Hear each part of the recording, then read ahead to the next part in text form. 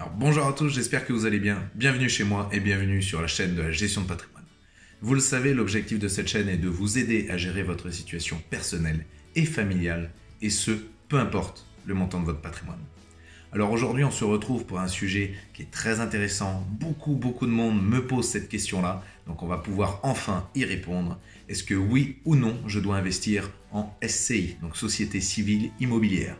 On va répondre à tout ça dans la vidéo. À tout de suite.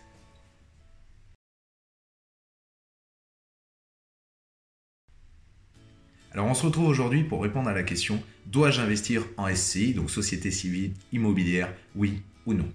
Alors, je dirais que la première chose que je réponds aux gens qui me posent cette question-là, c'est que vous avez tort.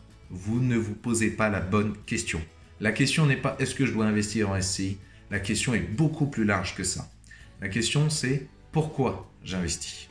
Et on verra après dans le déroulé de cette vidéo, on arrive tout à la fin à répondre à la question: est-ce que oui ou non, je dois investir en SCI? Donc il y a tout un processus qu'il faut suivre avant de répondre à cette question. Donc la première question à vous poser, c'est pourquoi j'investis? Vous avez plusieurs options pour lesquelles vous pouvez opter, plusieurs raisons pour lesquelles vous pouvez décider d'investir dans l'immobilier. La première, ça peut être pour vous constituer un patrimoine. Donc si vous décidez d'investir pour vous constituer un patrimoine, vous achetez globalement des biens qui sont plutôt très bien placés, des beaux endroits où vous savez que quoi qu'il arrive, le bien va prendre de la valeur. C'est ce qu'on appelle plus un investissement patrimonial. Ensuite, vous avez l'investissement qui est plus cash flow. Donc là, le cash flow, c'est que vous visez plutôt de la rentabilité instantanée sur votre bien. C'est-à-dire que vous êtes prêt à acheter un bien peut-être un peu moins bien placé, mais pour qu'il soit un petit peu moins cher à l'achat, avec pas mal de travaux et sur lequel vous générez du cash flow par une exploitation, que ce soit en courte durée, que ce soit en MNP, etc., pour générer du revenu. Donc ça, c'est le deuxième intérêt d'investir dans l'immobilier. Ensuite, vous pouvez avoir un dernier intérêt qui peut être la transmission, en disant voilà, moi je me construis une surface immobilière pour pouvoir transmettre à mes enfants. Donc vous allez voir l'impact que peuvent avoir ces au moins 3 raisons d'investir, et je précise ces 3-là parce qu'elles ont un impact, bien sûr, sur la partie fiscalité, sur la partie transmission, etc. Mais vous avez au moins ces 3 raisons d'investir dans l'immobilier, donc soit patrimonial, soit cash flow, soit transmission. Ensuite, une fois qu'on a dit ça, il faut savoir que la SCI, donc la société civile, qu'elle soit immobilière ou pas, parce qu'on peut avoir des sociétés civiles classiques pour d'autres activités. Donc les sociétés civiles, vous avez 2 régimes.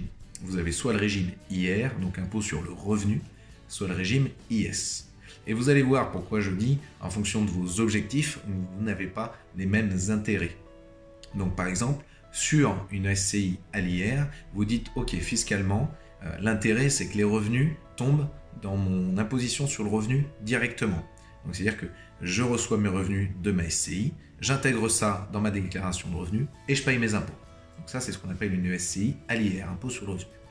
Si vous faites ça, ça peut être intéressant si vous voulez générer du revenu. Ça peut être intéressant si vous voulez garder le bien, entre guillemets, en propre.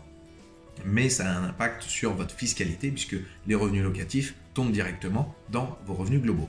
Donc là, vous êtes plus fiscalisé.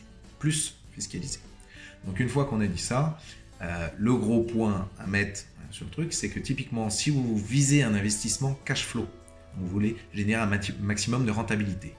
Les investissements immobiliers qui génèrent le plus de rentabilité sont les locations meublées. Sauf que vous ne pouvez pas faire de locatif meublé dans une SCI à l'IR. Donc vous vous retrouvez dans une situation qui est coincée en vous disant ok, j'ai voulu faire une SCI et j'ai voulu la faire pour avoir du revenu qui tombe directement dans ma poche, mais par contre, je ne peux pas faire de meublé. Donc vous voyez, on se retrouve dans une situation qui est coincée et qui n'est pas adaptée à ce que vous vouliez. Donc ensuite, le deuxième régime, c'est l'impôt sur les sociétés, l'IS. Donc si vous êtes à l'IS, vous pouvez faire du meublé, donc ça, il n'y a pas de souci. Et globalement, on dit que les sociétés à l'IS sont plus là pour faire des investissements long terme, parce qu'il est plus difficile en termes de fiscalité de sortir, de revendre un bien quand vous étiez à l'IR par rapport à l'IS. Et ça, mais je ferai des vidéos pour rentrer beaucoup plus dans le détail, mais globalement à l'IS, vous ne bénéficiez pas de l'abattement et en plus, vous amortissez votre bien, ce qui peut être très intéressant sur du court terme, mais par contre, si vous voulez le revendre, après vous vous retrouvez à payer la plus-value sur la valeur nette de votre appartement, c'est-à-dire que vous enlevez tous les amortissements. C'est-à-dire que là, vous vous retrouvez en général à payer des plus-values qui peuvent être considérables. L'IS, juste pour préciser, les revenus qui tombent dans votre SCI à l'IS restent dans votre SCI à l'IS, et si vous voulez les sortir, eh bien, il faut les sortir par exemple en dividendes. Donc vous prenez une fiscalité sur la partie dividende. Aujourd'hui, majoritairement, on est sur le PFU, le prélèvement forfaitaire unique, ou la flat tax. C'est la manière de sortir l'argent d'une SCI à l'IS. Donc pour résumer, à l'IR, ça peut être intéressant parce que les revenus tombent directement dans votre poche, mais c'est un inconvénient, vous ne pouvez pas faire toutes les activités que vous souhaitez. À l'IS, l'avantage c'est que vous pouvez faire notamment du meublé, mais l'inconvénient c'est que les revenus tombent dans la société et pour les sortir, là vous avez un frottement fiscal, donc vous avez une fiscalité pour les sortir. Donc ensuite, il y a la partie des avantages. L'avantage c'est notamment la partie transmission.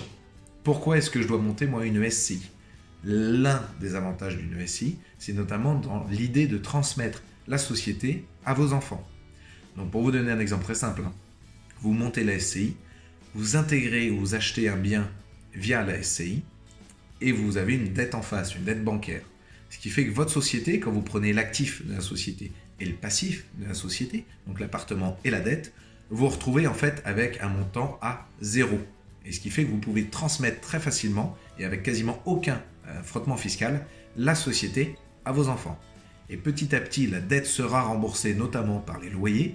Et ce qui veut dire dans 5, 10 ou 20 ans, finalement, vous allez vous retrouver avec une société qui n'a plus de dette et qui a été transmise à vos enfants à coût vraiment moindre, voire nul. Donc très intéressant pour l'aspect transmission. Après, pour l'aspect gestion. Quand vous avez une SCI, c'est une société. Donc déjà, premièrement, ça évite l'indivision. Donc si vous êtes plusieurs, vous n'êtes pas en situation d'indivision. La SCI a un gérant, majoritaire, pas majoritaire, etc. etc.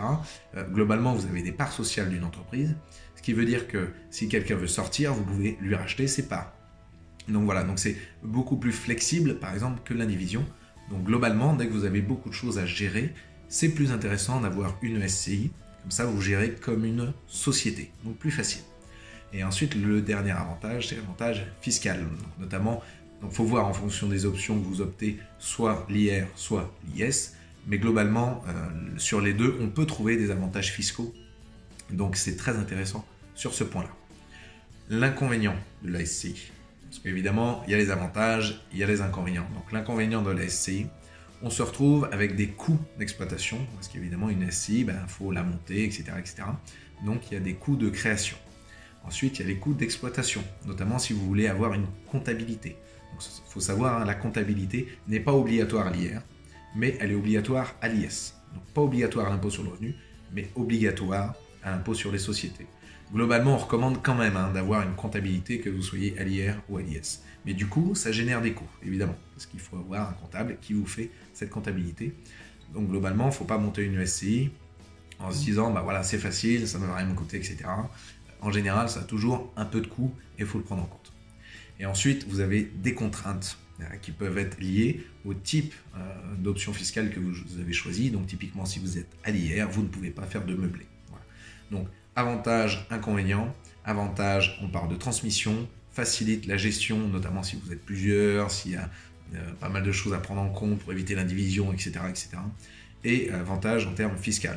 Ensuite, les inconvénients, juste pour les répéter, les synthétiser, un coût de création, un coût d'exploitation et des contraintes qui peuvent être liées aux options fiscales que vous avez choisies. Donc de mon point de vue, et pour répondre à la question, est-ce que oui ou non, je dois créer une SCI ?